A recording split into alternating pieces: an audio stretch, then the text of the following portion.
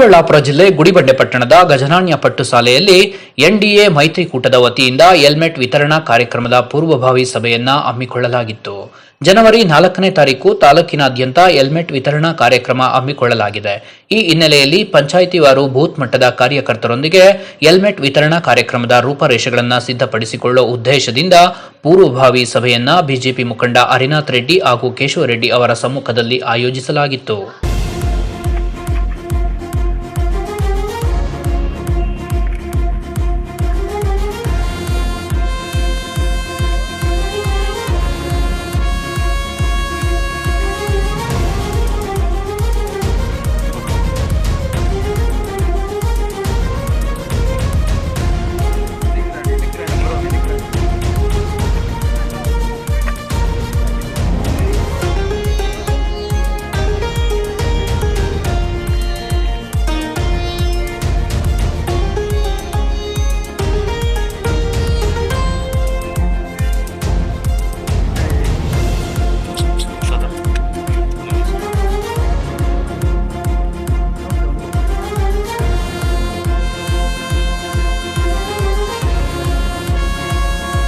ಇನ್ನು ಈ ವೇಳೆ ಮಾತನಾಡಿದ ಬಿಜೆಪಿ ಮುಖಂಡ ಹರಿನಾಥ್ ರೆಡ್ಡಿ, ರಾಜ್ಯ ಕಾಂಗ್ರೆಸ್ ಸರ್ಕಾರದ ದುರಾಡಳಿತದಿಂದ ಜನ ಬೇಸತ್ತು ಹೋಗಿದ್ದಾರೆ. ಮುಂಬರುವ ಎಲ್ಲಾ ಚುನಾವಣೆಗಳಲ್ಲಿಯೂ ಎನ್ಡಿಎ ಮೈತ್ರಿಕೂಟ ಗೆಲುವು ಸಾಧಿಸುವುದು ಶತಸಿದ್ಧ. ಗುಡಿಬಂಡೆಯಲ್ಲಿ ಡಿಸಿಸಿ ಬ್ಯಾಂಕ್, ಪಿಎಲ್ಡಿ ಬ್ಯಾಂಕ್ ಹಾಗೂ ಟಿಎಪಿಸಿಎಂಎಸ್ ಆಡಳಿತ ಮಂಡಳಿಗಳು ಮೈತ್ರಿ ಪಾಲಾಗಿರುವುದು ಇದಕ್ಕೆ ಸಾಕ್ಷಿ ಎಂದು ತಿಳಿಸಿದರು. ಈ ಕಾರ್ಯಕ್ರಮವನ್ನು ಹಮ್ಮಿಕೊಂಡಿದ್ದೀವಿ. 4ನೇ ತಾರೀಕು ಮೊಟ್ಟ ಮೊದಲನೇದಾಗಿ ಕಾರ್ಯಕ್ರಮವನ್ನು ಚಾಲನೆ ಮಾಡ್ತೀವಿ.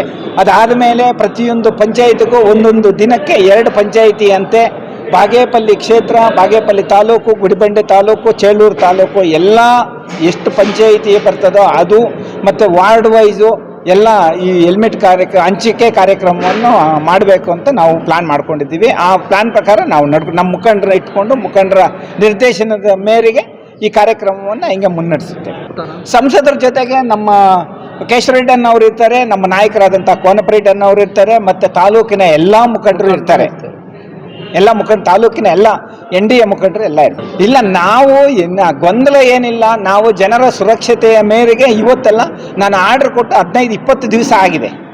ನಾವು ಯಾರನ್ನೂ ಕೊಡಬಾರ್ದು ಅಂತ ಹೇಳೋಕ್ಕಾಗಲ್ಲ. ಕೊಡಲಿ, ಎಲ್ಲ ಸಮಾಜ ಸೇವೆ ಮಾಡಲಿ. ಜನತೆ ಆರಾಮಾಗಿ ಏನು ಸಮಾಜ ಸೇವೆ ಮಾಡಿದ್ರೆ ನಾವು ಬೇಡ ಅನ್ನೋಕ್ಕೆ ನಾವ್ಯಾರು ಇರಲಿ. ಅವರು ಕೊಡಲಿ, ಅವರು ನಮ್ಮವರೇ ತಾನೇ. ಅವರು ಏನು ಬೇರೆ ಪಕ್ಷದ ಹೆಸರಿಗೆ ಇಟ್ಕೊಂಡು ಮಾಡ್ತಾ ಇಲ್ಲ. ಎನ್ಡಿಎ ಅಂತಾನೆ ಬಂದಿರೋರು, ಅವರು ನಮ್ಮ ಮುಖಂಡ್ರೆ, ಏನು ತೊಂದರೆ ಇಲ್ಲ. ಜನರ ಸೇವೆ ಮಾಡ್ತಾ ಇದ್ದಾರೆ. ಜನರ ಸೇವೆ ಮಾಡೋದ್ರಲ್ಲಿ ಅವರು ಮಾಡಲಿ, ನಾವು ಮಾಡ್ತಾ ಇರ್ತೀವಿ. ಏನು ತೊಂದರೆ ಇಲ್ವಲ್ಲ, ಅದೇನು ತೊಂದರೆ ಇಲ್ವಲ್ಲ ಸರ್. KMF ಚುನಾವಣೆ ಅಂತಂದರೆ ನಾವು ಇದು ಗುಡಿಬಂಡೆದು, ಬಾಗೇಪಲ್ಲಿ, ಚೇಳೂರು ಎಲ್ಲ ಬರ್ತದೆ. ನಮ್ಮ ಸಂಸದರು ಯಾವ ಥರ ನಿರ್ಧಾರ ತಗೊಳ್ತಾರೋ ಆ ನಿರ್ಧಾರದ ಮೇಲೆಗೆ ನಾವು ಎಲೆಕ್ಷನ್ ಮಾಡ್ತೀವಿ. ಗೆಲ್ತೇವೆ. ಅದನ್ನ 2ನೇ ಸಂಸದರು ಒಂದು 4-5 ಈ ವಾರದಲ್ಲೇ ಘೋಷಣೆ ಮಾಡ್ತಾರೆ. ಹೊಸ ವರ್ಷ ಆದಮೇಲೆ ಇನ್ನೂ 1 ತಿಂಗಳ ಟೈಮ್ ಇದೆ. ಅದಕ್ಕೋಸ್ಕರ ಸಂಸದರು ಆಲ್ರೆಡಿ ಒಂದು ಲೀಸ್ಟ್ ಕಳಿಸಿದ್ವಿ. ಒಂದು ಪೂರ್ವಭಾವಿ ಸಭೆಯನ್ನು ಕರೆದಿದ್ವಿ ಮೊನ್ನೆ ಸಂಸದರ ಮನೆಯಲ್ಲಿ ಪೆರೇಸಂದ್ರದಲ್ಲಿ. ಅದಾದ ತಕ್ಷಣ ಅವರು ಟೈಮ್ ಕೇಳಿದ್ದಾರೆ. ಎಲ್ಲ ಯಾರೋ ಸೂಕ್ತ ಅಭ್ಯರ್ಥಿ ಅಂತ ನೋಡಿಕೊಂಡು 1 ವಾರ 10 ದಿವಸ ಘೋಷಿಸ್ತಾರೆ. ಅದು ಹೈಕಮಾಂಡ್ ಯಾವ ಥರ ಸೂಚನೆ ಮಾಡಿರ್ತದೋ ನೋಡೋಣ. ಮತ್ತೆ ತಿರುಗಿಸಿ ಹೇಳಿದ್ದಾರೆ ನಮ್ಮ ನಾಯಕರು, ನಮ್ಮ ಮೋದಿ ಅವರು ಯಾವ ಥರ ಸೂಚನೆ ಮೇರೆಗೆ ಮಾಡ್ತೀವಿ ಅಂತ ಹೇಳಿದ್ದಾರೆ.